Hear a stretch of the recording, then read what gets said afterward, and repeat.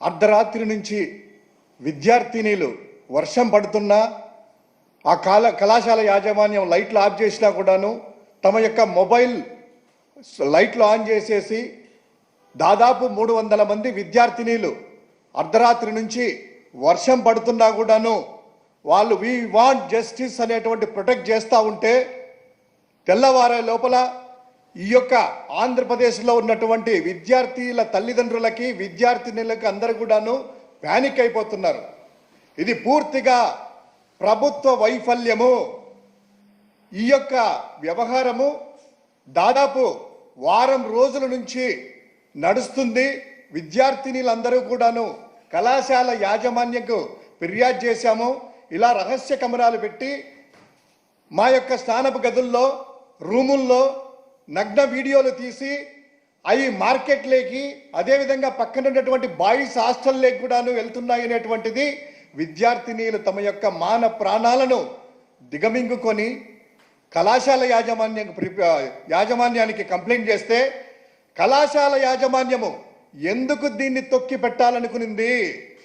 మీరు ఎందుకు పోలీసులకి ఈ యొక్క వ్యవహారం గురించి మీరు కంప్లైంట్ చేయలేదు? ఒకవేళ మీరు అంటే కళాశాల యాజమాన్యం కంప్లైంట్ చేసినా కూడాను పోలీసు వ్యవస్థ రెస్పాండ్ కాలేదా? ఇక్కడ తెలియాల్సినటువంటి అవసరం ఉంది. అదేవిధంగా విద్యార్థిని తల్లిదండ్రులందరూ కూడాను లక్షలాది రూపాయలు ఫీజులు కట్టి తమ యొక్క భవిష్యత్తుని బంగారు భవిష్యత్తుగా తీర్చిదిద్దాలనుకొని ఎక్కడి నుంచో వచ్చి వీళ్ళ మీద నమ్మకంతో, ప్రభుత్వం మీద నమ్మకంతో, యాజమాన్యం మీద నమ్మకంతో ఇక్కడికి వచ్చి కళాశాలలో హాస్టల్లో చేరితే మీరు చేసేటువంటి అభద్రతామైనటువంటి అంటే సెక్యూరిటీ లేకుండా వాళ్ళని గాలికి వదిలేసి ఫీజులు రాబట్టుకుంటూ వాళ్ళ యొక్క మాన మర్యాదలను మీరు పోగొట్టాలని చూస్తున్నారా? ఇది పూర్తిగా ప్రభుత్వ వైఫల్యము. అదేవిధంగా ఈ యొక్క కూటమి ప్రభుత్వం వచ్చిన తర్వాత విద్యా వ్యవస్థ సర్వనాశనం అయిపోయింది. ఎక్కడ చూసినా కూడాను కలుషితమైనటువంటి ఆహారము. ఇదే యొక్క ఇన్సిడెంట్ జరిగినటువంటి జిల్లాలోనే నూజివీడులో తీసుకున్నట్లయితే ఆ యొక్క IIITలో దాదాపు 1000 మంది పైగా వారం రోజుల నుంచి విద్యార్థులు కలుషిత ఆహారంతో, నాణ్యమైనటువంటి ఫుడ్ లేక ఆ యొక్క జ్వరాలతో ఆసుపత్రుల పాలైతే నో ప్రభుత్వం, నో పోలీస్, ఇక్కడ ఎవ్వరు కూడా పట్టించుకునేటువంటి యొక్క మానాన పోలేదు. అదేవిధంగా ఇక్కడ ఈ యొక్క గుడ్లవల్లి ఇంజనీరింగ్ కళాశాలలో అర్ధరాత్రి నుంచి జరుగుతూ ఉంటే ఏ యొక్క హోంమంత్రికి వెళ్ళడానికి తిరిగలేదా? ముఖ్యమంత్రి వారికి తిరిగలేదా?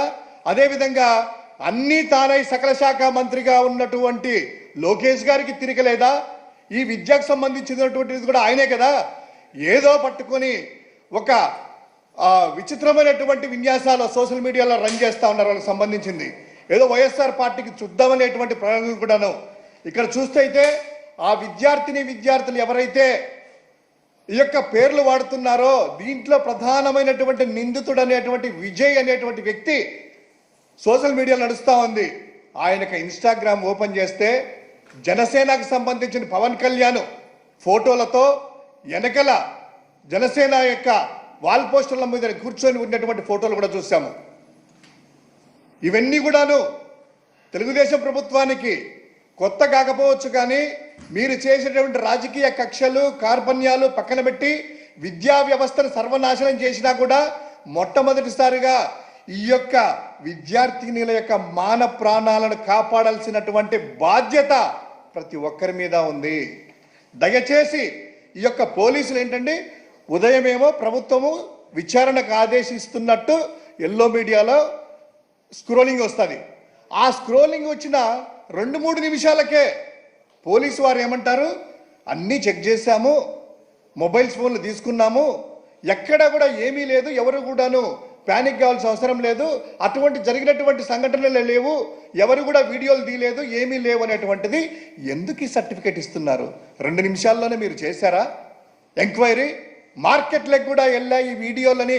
ఆ విద్యార్థినీలు ఎవరు కూడా తన మాన ప్రాణాలు పోయినాయి అనేటువంటిది ఒక ఆడది కానీ విద్యార్థిని కానీ దాదాపు 4 గోడల మధ్యలో ఉంటారు. కానీ ఈరోజు అర్ధరాత్రి నుంచి బయటికి వచ్చేసి వి వాంట్ జస్టిస్ అంటున్నా కూడాను ఈ ప్రభుత్వానికి వినిపించలేదా? డిప్యూటీ సీఎం గారికి వినిపించలేదా? అదేవిధంగా కుప్పం ఎమ్మెల్యే గారికి వినిపించలేదా? అదేవిధంగా సకల శాఖ మంత్రి అయినటువంటి లోకేష్ గారికి వినిపించలేదా? దయచేసి దీని మీద రాజకీయాలు మాని ఆ యాజమాన్యానికి ఎంత బాధ్యత ఉంది, ఎందుకు ఈ కళాశాలను ఇమ్మీడియట్గా మూసివేయాలి, కళాశాలను మూసివేసి పూర్తిగా ఎంక్వైరీ చేసి వాడు ఎవరైనా కావచ్చు, ఏ పార్టీకి సంబంధించిన వాళ్ళైనా కావచ్చు, జనసేన కావచ్చు, తెలుగుదేశం కావచ్చు, ఈ విషయంలో అయినా కూడాను ఏది కూడా మీరు ఆలోచన చేయకుండా ఖచ్చితంగా వెంటనే ఆ యొక్క పాల్పడినటువంటి వారిని శిక్షించాలని వైఎస్ఆర్ కాంగ్రెస్ పార్టీ డిమాండ్ చేస్తూ ఉంది.